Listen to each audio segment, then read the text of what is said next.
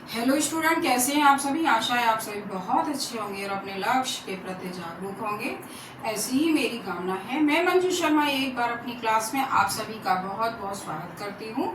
तो प्यारे बच्चों, आज मैं आप लोगों के लिए जो 9 to 12 हमारे प्यारे प्यारे स्टूडेंट हैं उनके लिए मैं आज हिंदी काव्य साहित्य के जो विभिन्न कालों की शाखाएं हैं, काल विभाजन है, उसे लेकर आई हूँ। तो आइए अपनी क्लास शुरू करते हैं।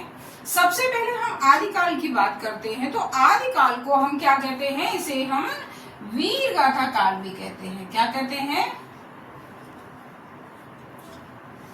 आदिकाल को हम वीर गाथा काल भी कहते हैं। और इसका जो समय है राजा हर्षवर्धन के समय से शुरू हुआ है। और इस काल के कवि बहुत सारे हमारे कवि, इस काल के जो कवि हैं वो चंद्रवरदाई, नरपति नल्ला और जगनिक, ये सभी कवि हमारे आदिकाल के कवि कहलाते हैं। अब आते हैं हम भक्ति काल पर। तो भक्ति काल की हम बात करें तो भक्ति काल को हम क्या कहते हैं? पूर्व मध्य काल भी कहते हैं। क्या कहते हैं? पूर्व मध्य काल।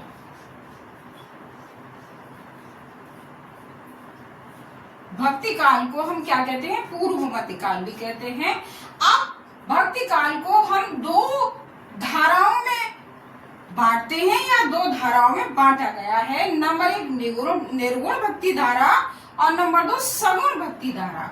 निर्गुण भक्ति धारा को भी दो शाखाओं में बांटा गया है। नंबर 1 ज्ञानाश्रय शाखा, नंबर 2 प्रेमाश्रय शाखा। अब ज्ञानाश्रय शाखा की जो हमारे कवि आते हैं वो कौन है? रैदास,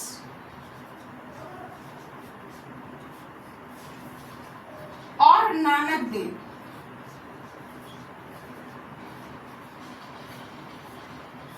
रैदास और नानक देव ज्ञानाश्रय शाखा में आते हैं। और जो हमारे प्रेमाश्रय शाखा के कवि हैं वो कौन है? जायसी और मंजन। ये हमारे प्रेमाश्रय शाखा के कवि हैं। एग्जाम में प्रश्न बनता है कि प्रेमाश्रय शाखा के कवि कौन है या ज्ञानाश्रय शाखा के कवि हैं कौन है। आपको 4 ऑप्शन दे दिए और उसमें से आप जब आपको पता होगा तभी आप बता पाएंगे कि ज्ञानाश्रय शाखा के कवि कौन है और प्रेमाश्रय शाखा के कवि कौन है। अब आते हैं हम सगुण भक्ति धारा पर। सगुण भक्ति धारा को भी 2 धाराओं में बांटा गया है। नंबर 1 राम भक्ति धारा, नंबर 2 कृष्ण भक्ति धारा। और जो राम भक्ति धारा के हमारे कवि हैं वो कौन है? हमारे तुलसीदास,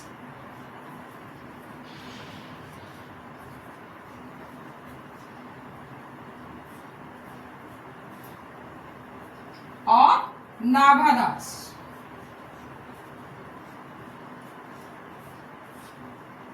ये हमारे किसके कवि? राम भक्ति धारा के कवि हैं। अब हम कृष्ण भक्ति धारा की बात करें तो कृष्ण भक्ति धारा के कवि हमारे कौन है? सूरदास।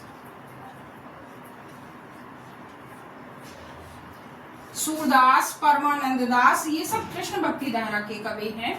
अच्छा, अब हम आते हैं रीतिकाल पर। रीतिकाल को उत्तर मध्य काल भी कहा जाता है।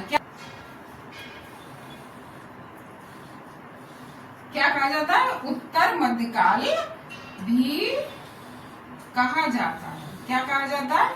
उत्तर मध्य काल भी कहा जाता है। अब उत्तर मध्य, ये रीतिकाल को 2 भागों में बांटा गया है। नंबर 1 रीतिबद्ध काव्य और रीति मुक्त काव्य। रीतिबद्ध काव्य में हमारे कवि कौन से कवि आते हैं? देव और भिखारी दास।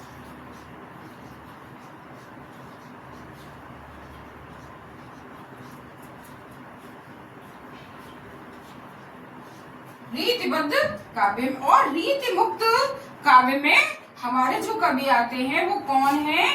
आलम और बोधा।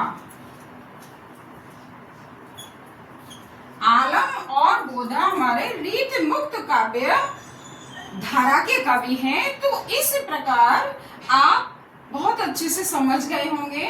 अब आते हैं हम आधुनिक काल पर। जो हमारा आधुनिक काल है वो आधुनिक काल के जो हमारे लेखक हैं, कवि हैं, वो कौन से हैं? भारतेंदु हरिश्चंद्र है, भारतेंदु युग उन्हीं के नाम से पड़ा। द्विवेदी युग आचार्य हजारी प्रसाद द्विवेदी के नाम से पड़ा, सॉरी महावीर प्रसाद द्विवेदी के नाम से पड़ा। छायावादी युग छायावादी जयशंकर प्रसाद के नाम से पड़ा। प्रगतिवादी युग और हमारे जो नागार्जुन हैं हमारे प्रगतिवादी कवि हैं, प्रयोगवादी कवि, और हमारे जो अज्ञे हैं वो अज्ञे जी हैं वो प्रयोगवादी कवि हैं, और नई कविता का युग शुरू हो जाता है। तो इस प्रकार आप बहुत अच्छे से समझ गए होंगे कि किस युग के कौन से कवि हैं और किस काल को कितने भागों में बांटा गया है और कौन कौन सी शाखाओं में बांटा गया है। आशा है आपको वीडियो समझ आया होगा, पसंद भी आया होगा और आपने नोट भी कर लिया होगा। और मेरा वीडियो लाइक कीजिए, सब्सक्राइब कीजिए, शेयर कीजिए। धन्यवाद और आगे बढ़िए। Best of luck.